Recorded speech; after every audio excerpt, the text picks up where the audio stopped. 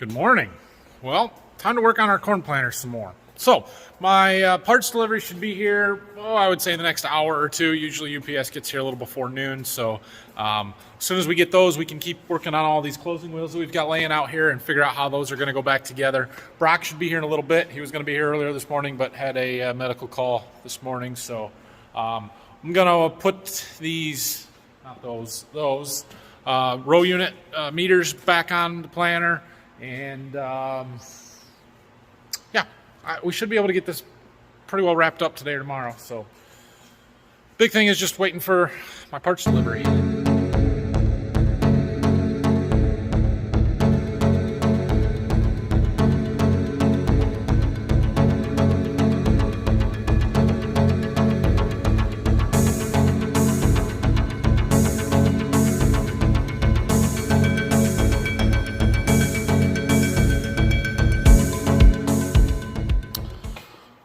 Okay, now that I got all the row units back on, check it out.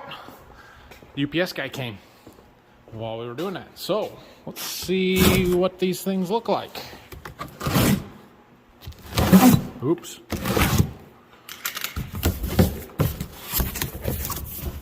Whoa. Cool. Ah, they're wider than I thought. Yeah. Well, these will work good. Awesome. All right. Okay, well, I read the directions a little bit, and I brought one over here. I got one of the new halves. I had heard that these things can be a pain to install, especially when they're cold, but that one slips right on there, so yeah. Okay, well, I did one, so I know what I'm doing, so I can show you guys how to do this. But basically, we take our junk half and throw it out of the way. Apparently that's not from this tire. So I've got to keep a couple of the ones that are sort of worn. So I'm going to figure out which the best ones are. We're getting rid of all the rubber rings. And we'll look at them a little closer. But like this one's good. So we're going to check the bearing, which is easier with two hands. But it feels okay. It turns, it's tight but not tight. It's not grinding. It's not loose and wobbly. You know what I mean. So then we take one of these and we set it on there and push it down the best we can. And then we go get one of our new halves. And then we kind of, again, it's easier with two hands. Once we get them sort of set together, then I can take the bolts and stick them through and get a nut on the other side and kind of draw them together from there. Oh, I didn't line up the holes very good, dummy. So I get to take it apart, and then you get to look down through the holes and make sure that they're in line with the ones on the other side. That's why I did one first, so that I would know that. And I did know it the first time, then I tried to film it and forgot.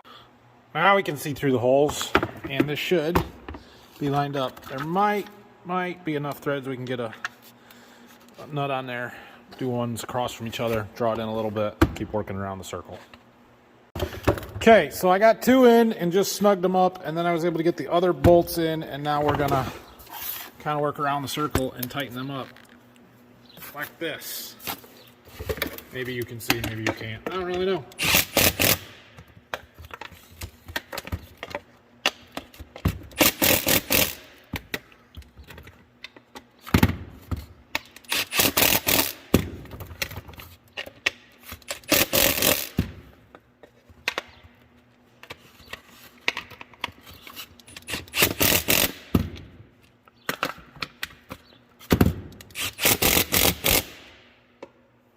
I can't get a wrench on the other side, so you gotta use a socket. It's, yeah, once they're tight though.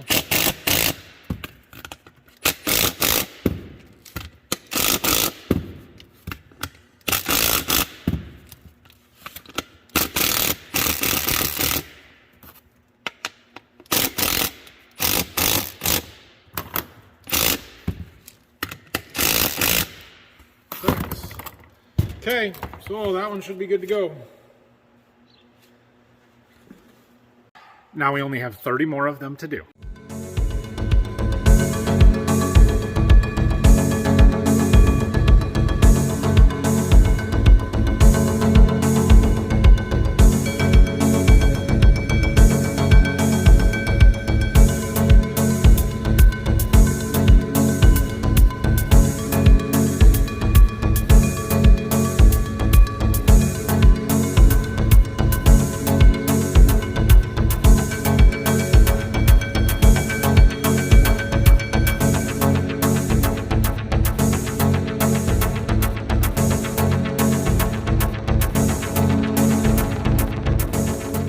All right, well, I got a pile of them done. I don't know how many that is over there, but some.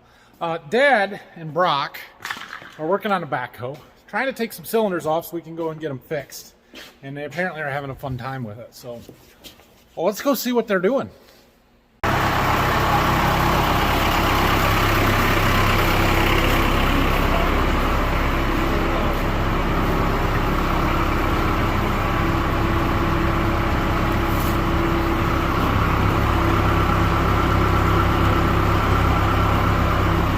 I don't know what's going on. It don't look good though. That cylinder right there and the one on the other side need to come out because the seals are leaking. And they're trying to figure out how to get them out, it appears. Alright, well, it appears they're making progress here. There's a plate that goes on top of them cylinders because they have to pivot on there. That appears was the holdup. Getting that out? Yeah. Yeah. So they're now kind of sort of loose. The hydraulic hoses need unhooked and got to get the pin out on that side that Brock's working on there. Looks like somebody needs to power wash this afternoon. I think I have to pull the cylinder out. Get the hoses out from out here.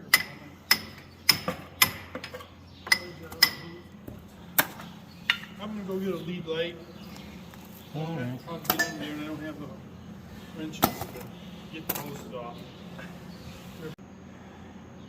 All right, well, I guess they're making progress and don't really need my help. So I'm going to go back in the warm shop and work on closing wheels for a while. I think they got them free. They just got to get the hoses. There's one here and one up front on the other side, and then obviously two on the other cylinder.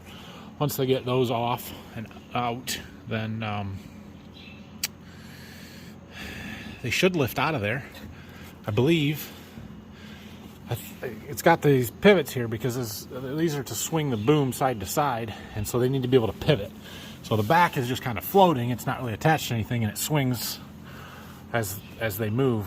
And so there's a big pivot up here on the top, and I assume it's the same thing on the bottom, and you just got to lift it up, and then the whole thing will pull out. But I'm guessing the hose length isn't going to allow you to pull it out and then take the hoses off. But that's just a guess. Before we go in, let's get an update on how Dad's boards are drying in here. I think he moved a bunch of stuff around yesterday.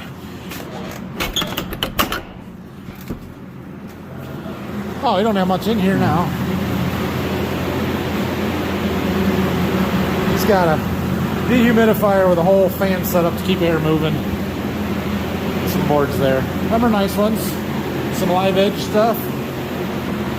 He was going to put a bunch of that white oak flooring in there for me. That's what I hear. Hey, we still got an anhydrous bar for sale. Somebody buy that thing. Yeah, piles. We got all kinds of stuff here.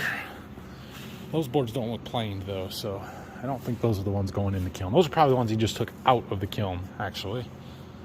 What's over there? More stuff over there. It's cold out here, but the sun's shining and it's not too windy, so it's not horrible, but it is not warm.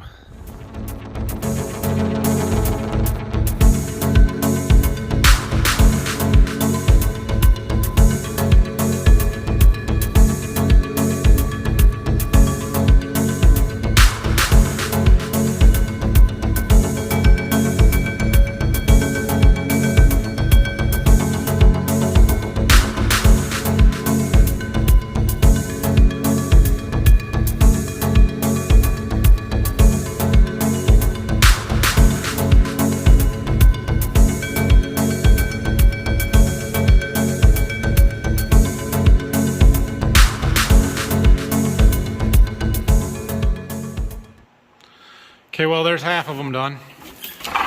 So when Brock was taking them apart and taking them off, he did one from each row, trying to keep the lefts and rights separate because one of them is left-handed threads, one of them is right-handed thread bolts.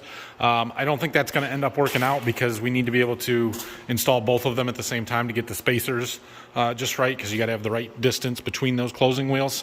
So we'll take those ones and set them all out here at the row, but then we're going to have to do some of the other ones, and then we can start installing them maybe later this afternoon. but we're only half done putting them together. It's lunchtime, so I'm gonna go do that. I should have, I mean, you guys know how much I like spending money on things that don't need, right? Unnecessarily. I care about it all the time. I should have just bought the pre-assembled ones and forget the $50 a row I could have saved from doing all this work myself. I don't want to do this work. Look, those are footprints in the snow at my seed warehouse. Maybe? Oh, FedEx finally came through. Nice job. Sweet corn seed. That's all it is, a sweet corn seed. This one's been an adventure, man. I don't know what changed between yesterday and all the other days that they tried to deliver and now, but we got it. Friday, the last Friday, today's Thursday. It's taken them a week to actually drop the package off. They've driven by every day since then, I think. Okay, I'm back from lunch. I laid out all the ones that we did, that I changed already. The one side, I'm gonna kind of do them in pairs until we get the rest of them changed. And you guys have watched enough time lapse of this, so I'm just gonna do them and then I'll show you how to install them when I'm done here. So I ran out of new halves. Everything in that box, the edge is completely broken on there, no good at all. So I've been using up, I got a couple of them that I swapped out because they were thin, but they're not actually broken through yet. But that's what happens when you get that. It's got this really recessed edge because that's how much that has worn. Where I put a new half on, and the side that's not worn, it's dang near flush. So, I don't know. I think they'll be okay. I don't think that'll really wear in the ground anymore because they aren't going to go that deep. But, I don't know. Maybe a bunch more of them are going to break on me this year, and we'll have to do this again next year. Replace some halves at least. Well, there's the box of no good parts. Anybody need 32 used rubbers? Haha. Anyway, this one here was the only one that we still had that was semi-usable, but it's awfully thin, so it's going in the box too. All right, now we have to get them installed. And according to the directions, because I actually do read them, 1.25 inches, big print, so you can see it. We need an 1.25 inch gap. I just kind of loosely put 2 of them on the far end down there to see how close they were going to be, and I think they're much closer than 1.25 inches. So we're going to have to use some spacers. They give you a bag right here full of shims. So we got to find the right combination, and once we get one, the rest should be easier. All right, well, I think we've got this first row mounted and figured out how we want them. It actually takes quite a few shims in there. Let's do the next one here, and we'll show you. Okay, so we do have lefts and rights on the bolts, so we're going to try and keep them on the right side. And we're going to put 3 additional washers, spacers in there. And there's 2 holes here. There's a front and a back. I want them on the front. There are 2 holes are there in case you want to stagger stuff. Sometimes guys that are no-tilling or have a lot of trash in their fields will stagger them so they don't get root balls and stuff between them. I don't have that issue. So then we do the one on the other side. I am on any of these that have new tabs, like this one, I'm putting it on the outside because the outside is down and the outside is the one that's going to wear. So we might as well have the thicker part there. So we put them on, and then I'm going to tighten them up here.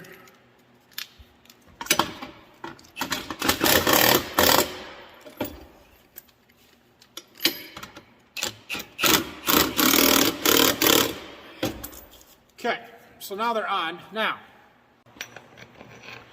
what we need here is for the gap between these spikes at the closest point, so basically right in there, to be 1.25 inches. So now most people would just get their tape measure and say, yep, close enough. Me? Nope, I don't do that. We got the old calipers out. So I lay under here, I put them at their closest point, and I put these calipers between there, which is very difficult to do, especially one-handed. And we've got 1 inch 3/16, which is not 1.25 inches, but it's awfully darn close. However, if you, I don't think you can see it, but in here there's that nut right there that we're pretty much using all of the threads on the bolt as it is. So I don't have a lot left there. We tried to put another shim in, but there are only 3 on each side, or 6 for each row that they provided. So when I tried to get some of my own washers and put them in there, it made them closer to like, what was it, 1 inch and 5/16 or more. It was either I'm going to be a little bit under or a little bit over, and given that I don't have the length on the bolt and I'm running out of threads, I decided to be a little bit under. So they're going to wear, especially early when they're new. This edge right here is probably going to wear off relatively quickly, so that'll gap them out a little bit more, but it should be fine. What I don't want is for these spikes to disrupt my seed, right? And so, yeah, Brock, you go ahead and just start assembling those, and I'm going to talk about why we're using these spiked closing wheels here for a minute. So, there's a couple of things. So the rubber tires, I like those because I've never really had any trouble with them. A lot of times they talk about using more aggressive or these spiked closing wheels to break up sidewall compaction, right? So when our openers come through the ground up here, we've got these gauge wheels pressing down on the dirt beside them. And what can happen is, especially if your ground is a little wet, it can create some compaction and make a V. Basically, they call it a true V opener, but it makes a V in the soil where that seed goes. And if you don't break that sidewall apart, sometimes the roots have trouble growing through it, and you'll get mohawked roots where they just grow right down the seed trench and they don't go out side to side into the surrounding dirt. Now, I have never seen that happen in our dirt very well. I don't know if it's our dirt is different or if I'm doing something wrong or what, but if I was to stop with the planter in the ground and come out here and look between the openers and the closing wheels, you can't just look in there and see the seed in a clearly defined seed trench. The dirt's going to crumble in on the sides of it as soon as it's past the openers. So I'm not terribly worried about sidewall compaction. What I am worried about, though, and what I think maybe has been causing me some issues, is I don't think the rubber tires were getting all of the air pockets out of the soil and the seed and around the seed. I think we were getting some poor seed to soil contact that was causing uneven germination, which made them come up a little bit uneven. I'm hoping that this little bit more aggressive closing wheel will help push the dirt in around them seeds a little bit better and give me better seed to soil contact so that everything comes up a little bit better. We have better, more even emergence. Now again, one thing that I don't want to do is disturb that seed. I don't want this changing the depth of my seed. I don't want it poking the seeds around, moving them at all. And so that's part of the reason why I really liked this furrow head or furrow cruiser, copperhead furrow cruiser design, is that because these spikes are really wide. So the spikes are going to push down into the ground and pack stuff in there a little bit. But once it gets to this point on there, that isn't going any deeper. This wheel is not going to keep sinking into the ground. Versus, let me show you one.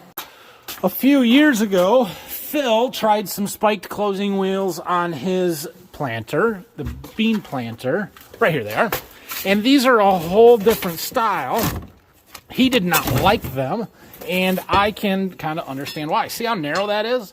Like, yeah, them are going to break down or push down into the soil and break up any sidewall compaction and stuff, but there's nothing to limit their depth. And so these ones would go so far into the ground that it would disrupt the seeding depth and stuff. And you can see we didn't even wear the paint off of them. I mean, these things, I don't know if we did 50 acres with them. We just didn't like the way that they worked at all. So that didn't happen.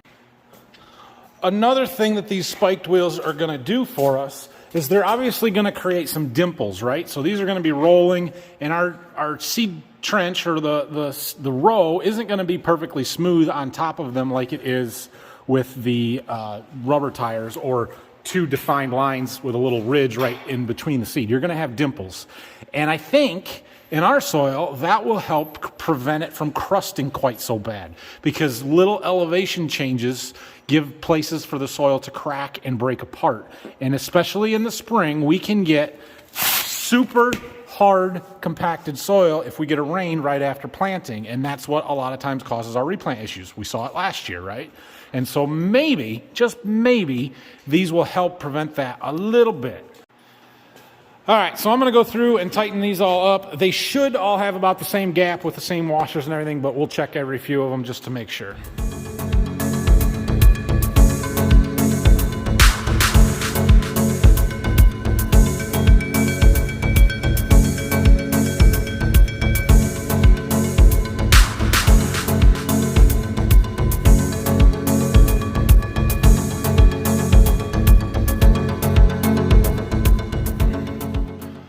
right, well, those certainly changed the look of the planter. They look quite aggressive, and I think they're going to work really well. Now all we need is exact emerge kit, hydraulic downforce, row cleaners instead of no-till holders, air down pressure on the closing wheel system. What else am I missing? Exact apply or exact rate or whatever it's called for fertilizer system. In furrow and 2x2. Oh, 2x2x2. We need to put it on both sides. It's junk. The whole planter's junk. Which is why I'm not really interested in putting an exact emerge or a high-speed kit on this planter, because several reasons. I've talked about these a little bit. Number one, I can plant all of our corn in 8 days right now. Do I really need to go faster? Would it be nice? Absolutely. Would it plant better and do a better job? Yes, I believe that it would. Do I need to be able to plant all my corn in 4 days instead of 8? I don't know that. And then the other thing is there's a lot of things that I want to change about this planter and update it, and things like putting row cleaners on instead of the no-till holders. I don't no-till. I don't need the no-till holders. I would like to go to a 2x2x2 fertilizer system. I would really like hydraulic downforce. I would really like electric drive, which you would get with a high-speed kit. By the time I add all of those things, we're going to have more than half the cost of a new planter. It's not worth it. It's not worth it. Just trade the planter, and it won't cost that much by the time you would add all that stuff on either. So, but we're not there. Like I said, I don't need to be able to plant all my corn in 4 or 5 days. So, is it on the list of things that I would like to do? Yeah, but there's other things that are much higher on that list. So someday I'll have a nice planter that can plant 10 miles an hour, and you guys will love it. But we ain't there yet. My John Deere parts delivery came. Look at what we've got here. This is to ensure that I never need to use that jump pack that I bought. Right, something like that. Battery disconnect switch for that tractor, 8R. So there's a whole kit here. We got to figure out how to do it. Installation instructions not included. Sweet. Thanks, John Deere. So we'll figure that out later. I also got here that hub. I was waiting on these 2 seals. I had all the other stuff. I just didn't have these 2 seals. So those came today, and I got the new spindle somewhere right here. So we can put that together and get that one last fertilizer opener put back on. Okay, I got that new hub put on there. It wasn't too terribly hard to do. I'm gonna let Brock finish putting that back together. I was looking at the seals on our old one, and you can see this one here. Maybe you can't because my phone doesn't focus, but it's all boogered up here. It's clearly not right, and so it's a good thing that we're replacing that. And yeah, so we can throw that away. This one here, the threads are all screwed up, so that's junk. Yeah, all right, so we'll finish that up. What else do we have to do to the planter? Grease it. I think that's about it. Grease it. All right, well, we've got everything back together. So, last thing to do is grease it. We cleaned the bench up a little bit. And then I think we can get this out of here. But I'm I know what else we need to do. We need to center our closing wheels. Yeah. All right, so we're going to grease it, and then I'm going to back it up and set it down and pull it forward, and we'll do same thing we did with the 1790, but we've got room in the shop to do that where we didn't with the 1790, so we'll do that here in a minute. Brock's going to grease. I'm not going to film it because this video feels like it's already getting long, and you guys have watched me grease stuff plenty, including a planter already. It's the same thing. Mostly gauge wheel arms, pivots. Yeah. Okay, while Brock was greasing, I found something else that needed to be attended to. This is the air compressor. It basically builds air pressure for the downforce, the airbags that are on each row unit. It's a hydraulic compressor, so we need to add just a little bit of oil in it. There's a little sight gauge there. It's a little low, and there's an air filter. And I decided to clean this air filter out. I took it off, but when I took it off, there was already dirt inside of it there, which means it's leaking past this rubber seal. So I cleaned it. I'm going to put it back together. I'm going to coat it in some Vaseline to try and help seal it up. Yeah, we're just going to rub a little on there because that should fill in the little tiny air gaps and make it not leak. Okay, we've got a couple of grease zerks on the wing wheels there that he wasn't able to get yet. I think we are ready to lower it and see if we can't move. So, are we going to need our jump pack? Oh, nope, it's close. All right, so we left it down. So now we can see a couple of different things here. I just tried to scratch some lines in the concrete so we can center our closing wheels, which we've got there. We can do that. You can also see here where our no-tilt holders are running a half or a quarter of an inch or so above our seed openers, because those are on the ground and everything's all connected here.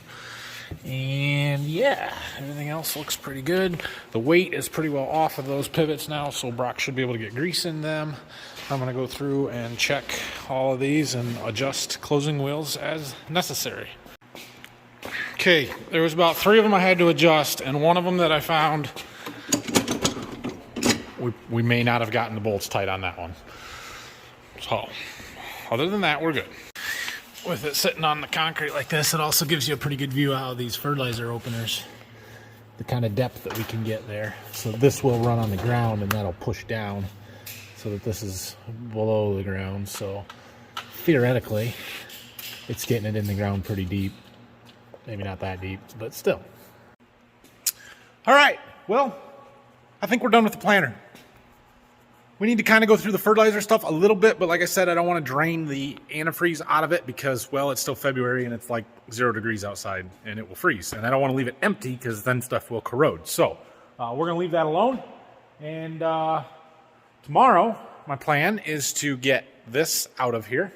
We're probably going to bring that tractor back in because I've got this battery disconnect kit to install on it. We also need the 8430 in here because we're going to put tires on it. And I want to bring the 4020 in because we're going to fix the steering on it. So we may end up with 4 tractors in the shop by the end of the day tomorrow. And we'll see.